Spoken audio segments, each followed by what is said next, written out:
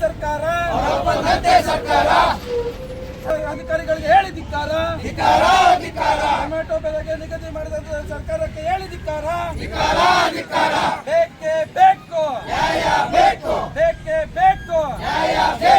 ಎಲ್ಲಿ ಸತೀಶ್ ಸಾಹೇಬ್ರು ಮತ್ತೆ ರಿಂಗ್ಲಿ ಸಾಹೇಬ್ರು ಇವತ್ತು ನಾವು ರಾಷ್ಟ್ರೀಯ ಹೆದ್ದಾರಿ ಬಂದ್ ಮಾಡ್ತೀವಿ. ಏನಕ್ಕೆ? ಟೊಮೊಟೊಗೆ ಬೆಂಬಲ ಬೆಲೆ ಬೇಕು. ರೈತರ ಬೆವರ ಹನಿಗೆ ತಕ್ಕಂತೆ ನಮಗೆ ಬೆಲೆ ಕೊಡಿ ಕೇಳ್ತಾ ಇದ್ದೀವಿ ಹೊರತು ನಾವು ಯಾವುದೇ ರೀತಿ ಟೊಮಾಟೊ ಬೆಳೆದಿಲ್ಲ. ನಮಗೆ ಟೊಮಾಟೊ ಬೆಳೆದ ರೈತರಿಗೆ ಕೊಡಬಾರ್ದಿಲ್ಲ.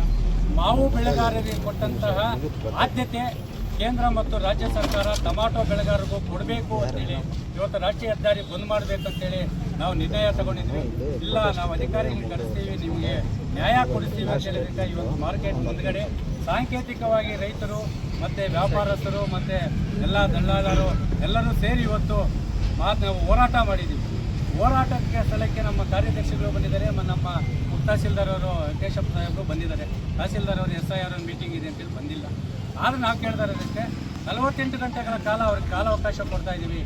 ಬೆಲೆ ಕುಸಿತ ಯಾವಾಗ ಆಯಿತು, ಅದು ಆಂಧ್ರದಿಂದ ಬರ್ತದೋ ತಮಿಳುನಾಡಿಂದ ಬರ್ತದೋ ಯಾರು ಬರ್ತದೋ ನಮಗೆ ಬೇಕಾಗಿಲ್ಲ.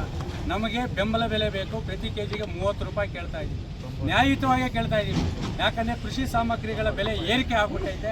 ಆ ಏರಿಕೆ ಆಗಿರೋದ್ರಿಂದ ಇವತ್ತು ಮನೆಯಲ್ಲಿರೋ ಹೆಂಡತಿ ಮಕ್ಕಳ ತಾಳಿ ಕೂಡ ಎತ್ಕೊಂಡು ಹೋಗ್ಬಿಟ್ಟು ನಾವು ಇವತ್ತು ಹಡ ಇಟ್ಬಿಟ್ಟು ವ್ಯವಸಾಯ ಮಾಡ್ತಾ ಇದ್ದೀವಿ. ಅಂತಹ ಪರಿಸ್ಥಿತಿಯಲ್ಲಿ ಮಾರ್ಕೆಟಿಗೆ ಬಂದರೆ ಅದು 30 ರೂಪಾಯಿ ನೋ ಸೇಲಿಂದ ಇತ್ತು 350 ಗಂಟೆ ಹೋಗಿದೆ. 350 ಯಾವ್ದು ಹೋಗಿದೆ? ಶಾಂಪಾಲ್ ಕಾಯಿ ಹೋಗಿದೆ. ಶಾಂಪಾಲ್ ಕಾಯಿ ಬಿಟ್ಟು ಯಾವುದೋ ಬೇರೆ ಕಾಯಿ ಹೋಗಿಲ್ಲ. 250 ರೂಪಾಯಿ ಹೋದ್ರು ರೈತರಿಗೆ ಆಸೆ.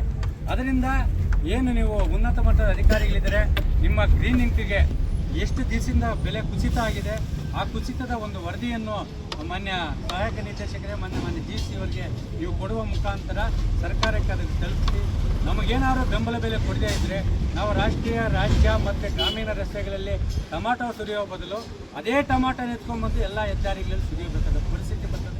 ಅದಕ್ಕೆ ನೀವು ಅವಕಾಶ ಕೊಡಲ್ಲ. ಯಾಕಂದರೆ ರೈತರ ಒಂದು ಬೆವರನಿಗೆ ತಕ್ಕ ಒಂದು ಬೆಲೆ ಸಿಗ್ತಾ ಇಲ್ಲ. ಇವತ್ತು ಸಾಲ ಮಾಡಿ ನಮ್ಮ ಇವರು ಕುಂದೂರವರು ಮಾತಾಡ್ತಾ ಇದ್ದಾರೆ. ಏನಾದರೂ ರೈತರಿಗೆ ನ್ಯಾಯಯುತ ಬೇಡಿಕೆ ಸಿಕ್ಕಿಲ್ಲ ಅಂದರೆ, ನ್ಯಾಯಯುತ ಬೆಲೆ ಸಿಕ್ಕಿಲ್ಲ ಅಂದರೆ ಆತ್ಮಹತ್ಯೆ ಮಾಡ್ಕೋಬೇಕಾಗ್ತದೆ ಅಂತೇಳಿ. ಯಾಕಂದರೆ ನಾವು ಭೂಮಿ ತಾಯಿಗೆ ಸುರಿತಾ ಇರೋದು. ನಾವು ಯಾವುದೇ ರಾಜಕೀಯ ಪಕ್ಷಗಳು ಸುರಿತಾ ಇಲ್ಲ, ನಾವು ಯಾವುದೇ ಕೆರೆ ಕುಂಟೆಗಳಿಗೆ ಸುರಿತಾ ಇಲ್ಲ. ನಾವು ಸುರಿತಾ ನಮ್ಮ ಭೂಮಿ ತಾಯಿ ಮೇಲೆ.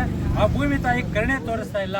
ಆ ಕರುಣೆ ತೋರಿಸ್ಬೇಕಾದ್ರೆ ಅಧಿಕಾರಿಗಳ ಒಂದು ಗ್ರೀನಿಂಗಿಗೆ ಬೆಲೆ ಕೊಡಿ ಅಂತೇಳಿ ಇವತ್ತು ನಾವು ಹೋರಾಟ ಮಾಡಿ ಆ ಹೋರಾಟಕ್ಕೆ ಎಲ್ಲರೂ ಸಮ್ಮತದಿಂದ ನಿಮ್ಗೆ ಕೊಡ್ತಾ ಇದ್ದೀವಿ.